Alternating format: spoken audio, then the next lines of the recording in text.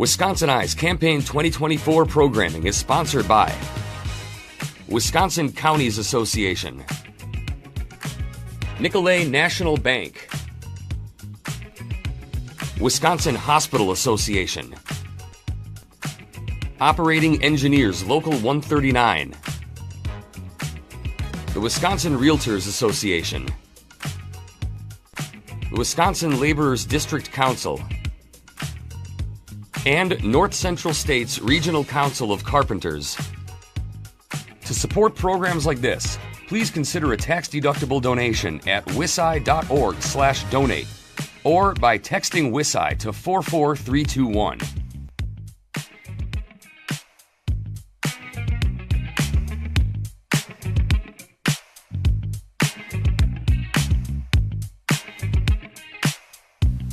Representative Jodi Emerson of Eau Claire is the incumbent Democratic candidate for the 91st Assembly District. The election is November 5th. Representative Jodi Emerson, welcome to WisconsinEye. Thanks for having us. So, what is your campaign's key message? Why are you running again for the Assembly? You know, I think with this year, with the fair maps that we have, we finally have an opportunity to have the issues that people care about talked about in the state house. There's been far too long that there's been main issues like expanding Badger care and codifying abortion rights that have just been overlooked in the state assembly because leadership of the majority party just don't want to deal with that. And so I'm really excited to be sent back to Madison under a more fair map so that we have more representation around to talk about the issues that people really care about, not what, like I said, the majority leadership really cares about or their donors care about. So if you're reelected, what's an example of a bill that would be a priority for you to introduce? You know, there's a whole spreadsheet of priorities right now. After having served for 6 years, we see all the things that, we wish we could have talked about this, or this. So I literally have a spreadsheet on my laptop at home that says this is some of the top priorities in Wisconsin, and certainly in this part of the state. Healthcare access is huge, and it's access in general. But really one of the things that I'm hearing about day in and day out on the doors, even from very conservative people, is abortion access and codifying that into our state statute and making sure that we're repealing that law from 1849. That is one of our top priorities. Another issue that we're hearing all the time is making sure that we're repealing Act 10, right to work, those types of issues that Wisconsin has been under for more than a decade. So as you know, if you're reelected, you're entering during a biennial budget year. The state's now projected to have more than a $4 billion surplus. Mm-hmm. What are your top two priorities for use of that surplus funding? Well, as ranking Democrat on Colleges and Universities Committee, I think one of the main things that we really have to look at is how much we are putting into our public education system, whether it's K-12 or our higher education systems. Right now in Wisconsin, we are putting in about 18% from state tax dollars what it costs for a public education at a college level. This is causing a lot of people to come out with immense amounts of student debt, and we're ranked 43rd in what we're putting into colleges for investments. We need to do better. That attracts people here. That builds the workforce of tomorrow. That keeps people here. And if we want Wisconsin to grow and do better, we need to invest in our public education. So that is one of the highest priorities for me. I was also one of the lead Democrat on a package of bills for housing this last year. We invested more than $500 million in a revolving loan program for workforce and senior housing. I believe that that's where we can do our investment to help the housing costs, is to help lower what the initial cost is for the developers, for the people who are trying to make housing better for people.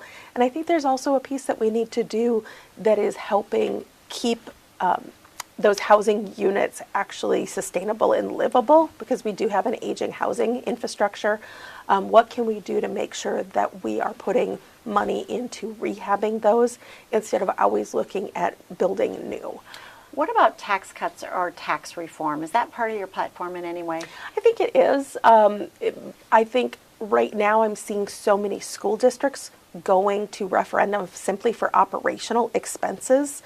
And so it's a balancing act with the state to say, well, we're not going to do anything to raise taxes, but when we're sitting on $4 billion and we're not investing that in our public schools, and the public schools are going to referendum that then do increase people's taxes, I think we need to look at it in a different way. I think we need to be investing in our public schools better and at a more viable level, because when we don't have it, local districts are going to referendum, and that is increasing people's taxes. So as long as we're sitting on the money, let's invest it in the ways that we can. So you're segueing to my next question around K-12 education. You talked about increasing funding as a priority for you. What's working well in education, and are there other changes that are necessary K-12? I think one of the things that we really need to look at is the funding for the special education. That is something that is a mandated piece that we need to make sure that we are meeting the needs of those special education folks. When we don't have the money to do it, when we're not reimbursed from the state at a sustainable level, really what it's doing is it's taking away from the other students. It's taking away from the other programs. And so if we were to fix the special education funding formula, I think that would be a huge, districts all around the state would see a massive influx of money that would help them do the work that we are requiring them to do. You mentioned this already, the state's higher education system's priority for you. I'm wondering what you see as other priorities for the legislature in terms of the whole system, four-year colleges, two-year colleges, technical colleges. Yeah, that gets really into the weeds, especially since that's one of the areas that I focus on. We are seeing shrinking populations for that age group, but we're also seeing people not just going to college once. We're seeing, people using it again after a layoff or because they just want to upsize their skills and get them, better for the workforce of tomorrow. It is one of the things that we really need to make sure that we are focusing on, making sure that our higher education systems, whether it is the technical colleges or the four-year systems, helps us be a competitive state. States that don't have a good higher education system are the ones that tend to drop off, and people don't want to move there. They don't want to move their families there. They don't want to move their businesses there. So we do need to invest in those programs. You support fully funding the Universities of Wisconsin system? To be honest, I haven't looked at what the Board of Regents recently submitted to the governor's office as far as in the weeds on exactly what it is. I think we need to look at making sure those two-year campuses that we have, it's really sad to see that I think 6 or 7 of them have announced that they've been closed or closing during my tenure in the state legislature. That sometimes is an on-ramp for people in rural areas, people who maybe don't want to move away to a big city to start to feel comfortable with higher education. Obviously, we need to right-size it, because if you've only got 20 or 40 kids going to a campus, that's not a good use of our resources. But we need to make sure that those situations are available for those people who don't feel comfortable maybe moving from a town of 300 to Madison or to Milwaukee. I would hate to see all of those places close. Two-year colleges. Yeah. What do you see as the state's largest workforce development challenge, and what's a solution you would propose? Yeah, I think the state's role in this is making sure that we've got a good state that people want to move to and move their businesses to. Making sure that we've got affordable housing, that we've got schools that are working, that we've got roads that are good to drive on, that we've got broadband around the state. That type of infrastructure, making sure that there's childcare facilities that you can bring a 2-year-old to.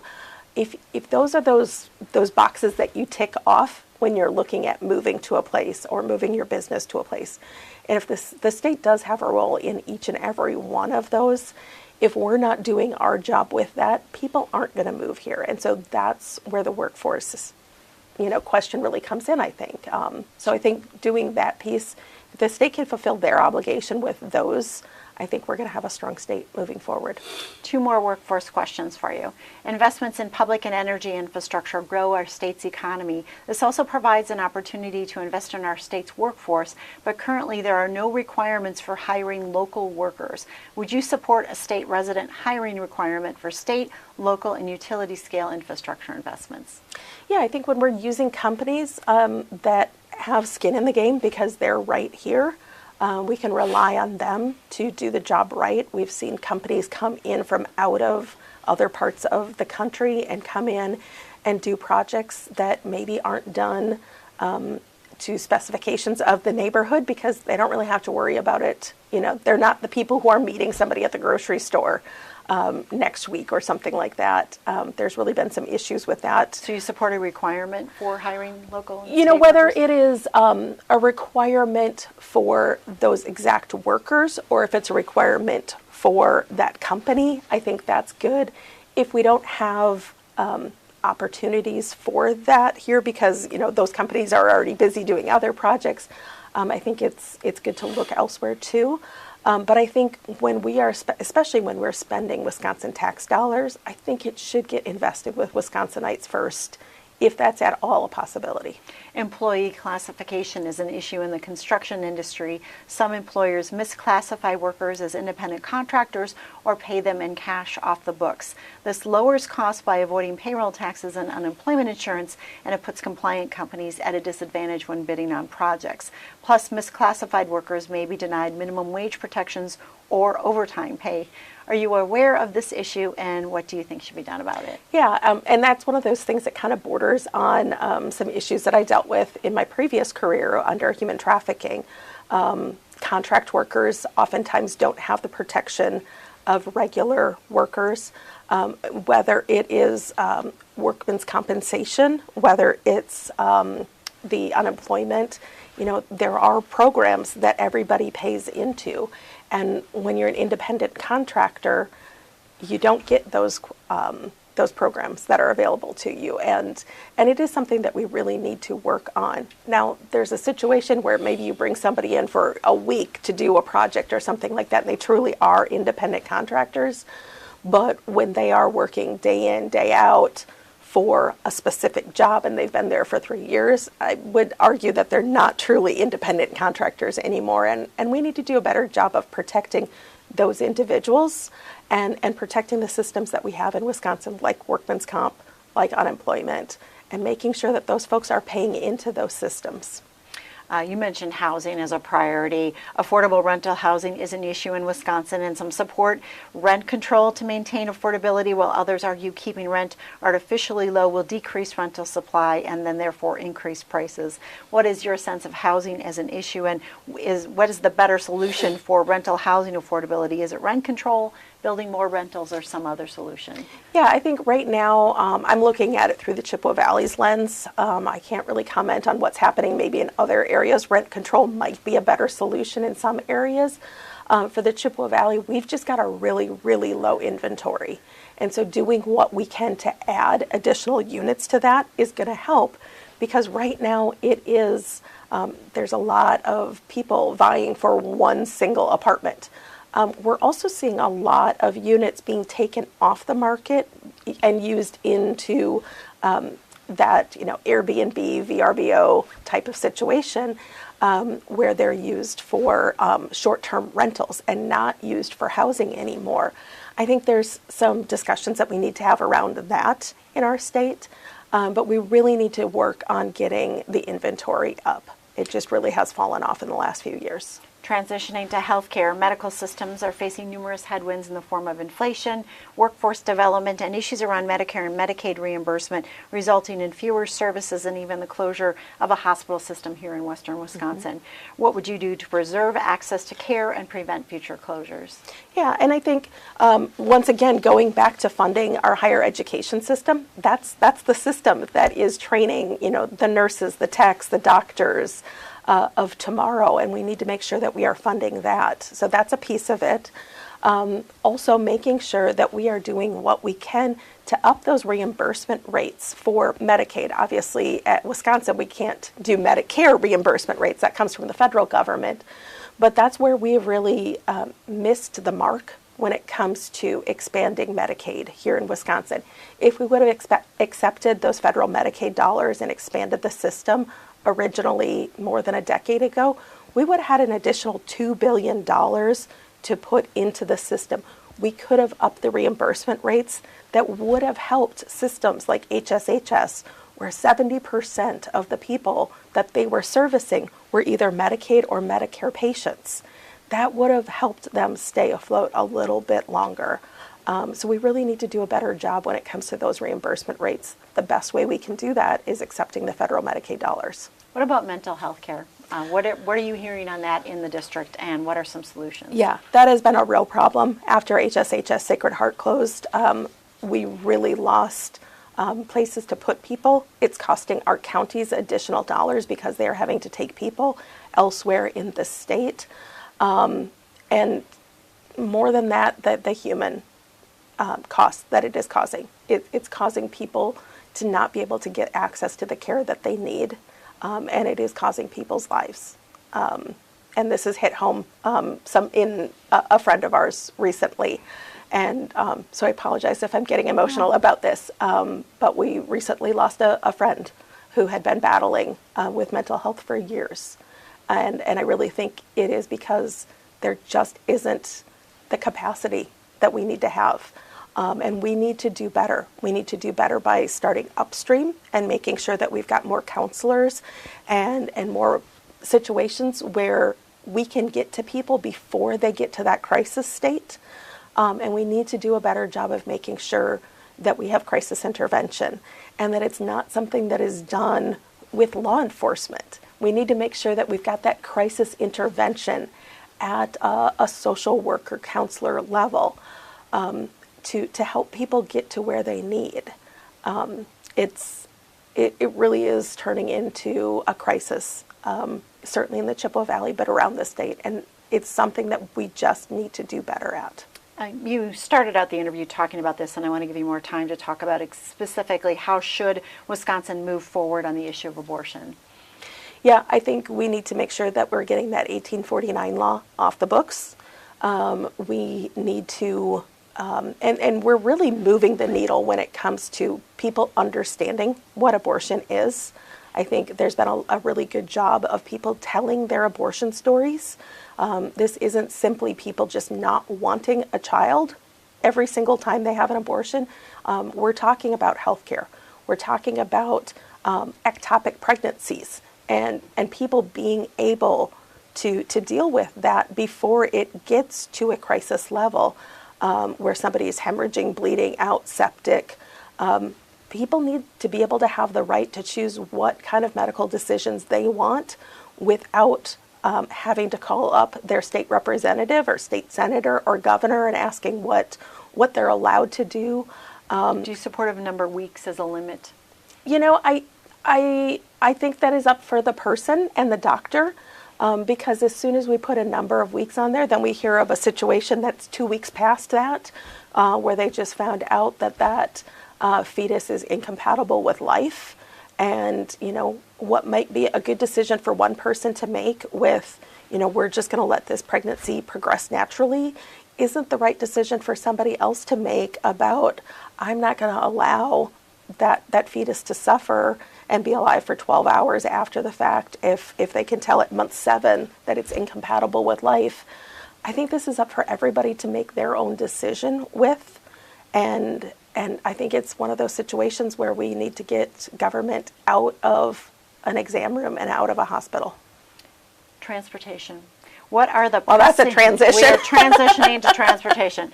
What are the pressing transportation needs in your district, and how important is it that these needs are addressed and for the state to keep on schedule with reconstruction of aging interstates and significant corridors of commerce? Yeah, I think we're seeing a lot of money coming in from the federal government, and so to use that in the best way possible.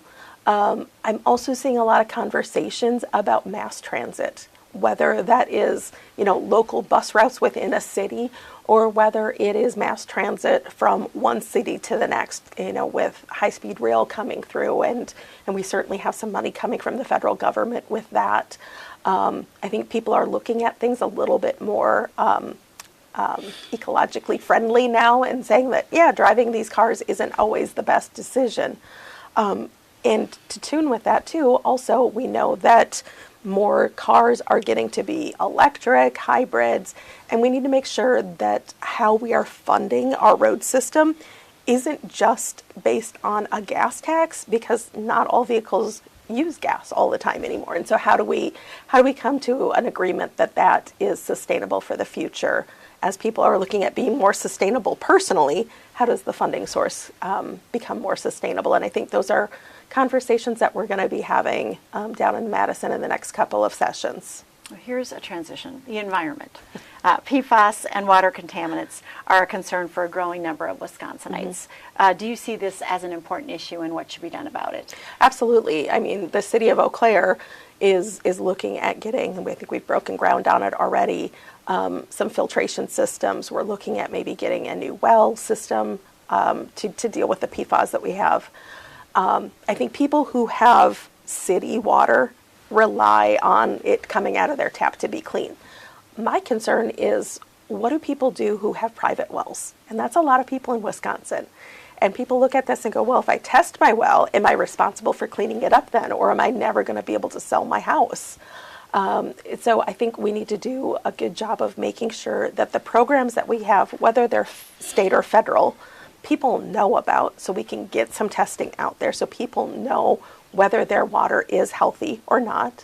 And then the second part of that is, what can we do to help them get the filtration systems in there, fixing the situation that they find. We can't just say, yep, you've got a contaminated well, you're drinking PFAS water now, good luck with you. Because it costs, $20,000 maybe to mitigate these situations. And the state needs to make some investment. We need to make some investment in it. And I also think that the people who created the PFAS, if those companies are still around, they need to also be helping to mitigate the situation as well. We're down to our final two questions. How would you describe the leading differences between you and your opponent? My opponent and I haven't had a head-to-head debate. So the only thing I really see are ads that they put out there, and I haven't seen a whole lot of what she stands for. I've only seen them talking about what they think I stand for. So it's hard for me to answer that question, to be honest. Sure. If you are reelected to the Assembly, you get a magic wand you can use in the state capitol to resolve one issue in a way that brings all people, all parties together. What's the issue? I love the magic wand question. We've had it for years, yes. And usually the magic wand answer for me is fair maps, so that we can come together and start representing the people versus the leadership of the parties that are in charge. So magic wand question has worked, because now we are under fair maps. I think the next magic wand answer would probably be finance reform when it comes to elections. For our campaign, we've raised probably about $150,000 from individual donors. The last report that I saw, my opponent raised about $20,000 from individual donors. However, our spending is on par with each other. So that money is coming in from the party. It's coming in from PACs for her. I have to wonder, who is she going to be answerable to when it comes to, if she is elected, who is she going to be answering to? Is it going to be the people of her district, or is it going to be the special interests that are coming in, and especially the Republican Party? So I think, there's some interesting different ways of looking at finance reform, whether it's maximum amount that you can spend, or things like that I think I'd really like to see our state get into a little bit more. All right. Thank you, Representative Jodi Emerson of Eau Claire, the Democratic incumbent candidate for the 91st Assembly District. The election is November 5th. Representative Jodi Emerson, thank you for talking with WisconsinEye. Thanks for having us.